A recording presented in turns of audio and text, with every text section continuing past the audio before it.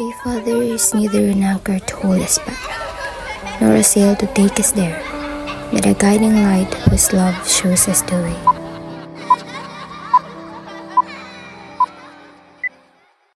Umaga ng Lunes, makikita natin ang isang tahanan.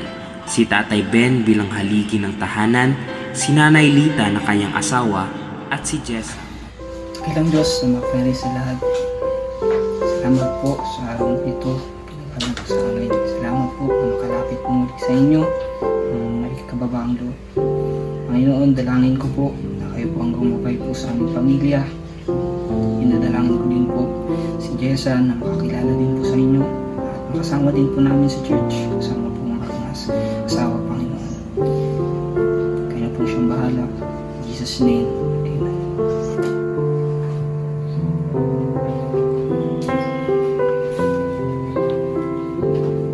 Mahal, ano kaya ang kailangan natin gawin para makakita si Jessa? Hindi ko rin alam, mahal. Pero dala lang kaya tayo kung hindi lang kaya.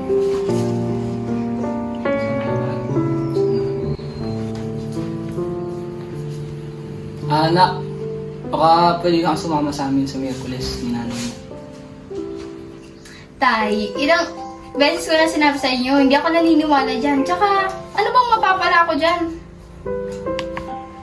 Anak, hindi mo naman makikilala ang Panginoon sa mga pinagagawa mo. Kaya sumama ka na sa amin, anak. Kailangan mo ang Diyos sa iyong buhay. Hais, oo na. Tsaka nga pala pa, alis muna ako. Kasama ko yung mga kaibigan ko, alis ko kami. Alis ka, anak. Saan kayo pupunta? Diyan lang po. Uwi din ako mamaya-maya. Bye! Pidingin pa ba ng Panginoon na ating dalangin, mahal? Patuloy lang natin siyang ipanalangin. May awang Diyos. Para kay Jessa, napakasaya ng araw na iyon dahil kasama niya ang kanyang mga kaibigan.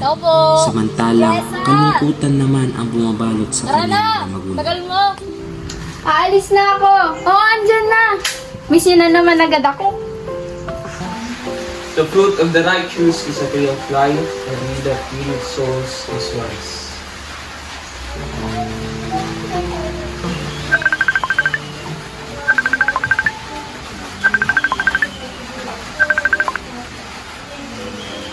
Hello po? Sino po sila? Hello po. Si Miss Joy po ito. Maaari ko po bang makausap ang magulang ni Jessa? Tatay niyo po ito. Ano pong sadya niyo sa anak ko? Tay, wag po sana kayong mabibigla dito sa balitang sasabihin ko. Na-aksidente po kasi yung anak niyong si Jessa at ang mga kaibigan niya.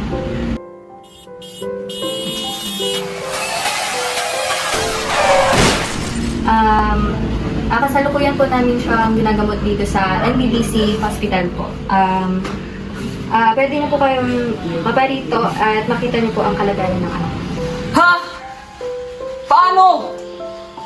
Sige po, papunta na kami ng asawa ko. Si Jessa mahal. Aksidente. Ha? Bakit? Anong nangyari? Di ko pa alam ang buong detalye. Pero kailangan na natin pumunta sa ospital. Nurse, ito yung anak namin. Ano pong pangalan, sir? Jessa Sargosa. Wait, check ko lang po. Nasa room 10 po siya. Sige, thank you.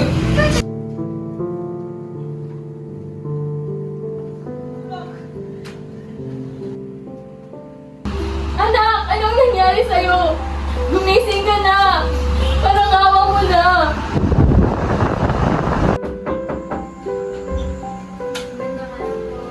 Dok, kamusta yung anak namin? Under observation pa rin po siya sa ngayon. Malala po kasi ang pagkaka-aksidente. Ganun ba, Dok? Anong kailangan namin gawin na? Walang kasiguraduhan ang kalagayan ng ano po tayo. Milagro na lang kakapitan niyo para gumaling siya. Ganun ba, Dok? Kailangan gawin niyo ang lahat, Dok, para gumaling ang anak namin. Lumipas ang ilang araw, hindi pa rin tiyak kung kailan gigising si Jessa. Paano yan? Magigising pa ba kaya ang anak natin? Wala pa man din tayong pambayad sa ospital. Kaya natin ito mahal. Magtiwala lang tayo sa Panginoon. Halika mahal. Dalangin tayo sa Panginoon. Dakilang Diyos, mapapanahin sa lahat. Dalangin po namin ang ating asawa. Kayo po ang kayo po sa amin anak. Ito namin, walang imposible po sa inyo. In Jesus' name, amen. Jessa, anak! Anak, gising ka na! Tunay nga sumasagot sa panalangin ng Panginoon. Tatawag lang ako ng doktor. Pasok po daw.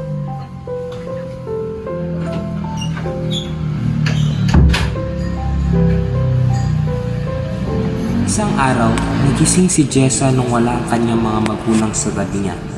Isang nurse ang kanyang nakita sa kwarto at tinanong ito kung nasaan ang kanyang mga magulang. Nurse, nasan po yung mga magulang ko? Nasa payroll na sila, inaasikaso ng paglabas.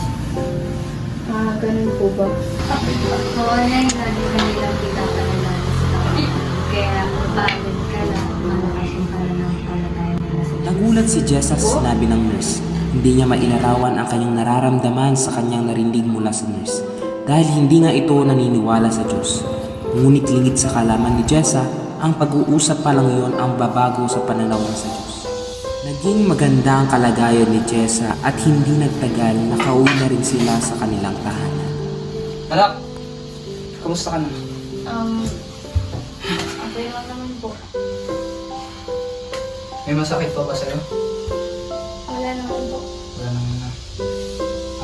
Pwede mo ba ako samahan magbasa tayo ng Bible? May gagawin ka ba?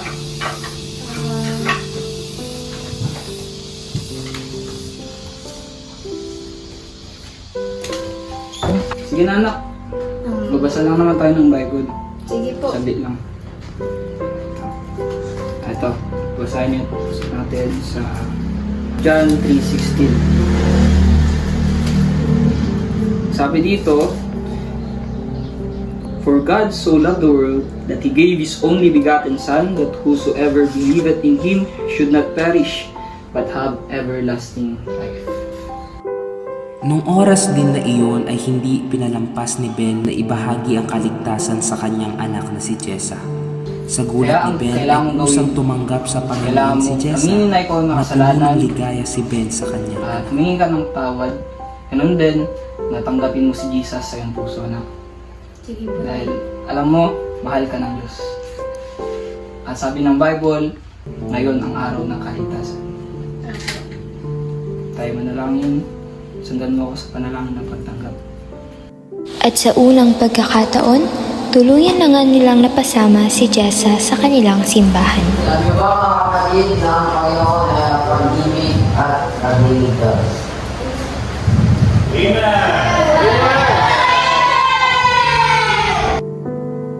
Nahanap ni Jessa ang kanyang kapayapaan dahil siya'y nakakilala sa Panginoon. Dahil na rin sa pananampalataya ng kanyang mga magulang, lalo na ang kanyang tatay na si Ben. Ang isang ama na may pananampalataya ay maaring magsilbing ilaw sa mundong puno ng kadiliman.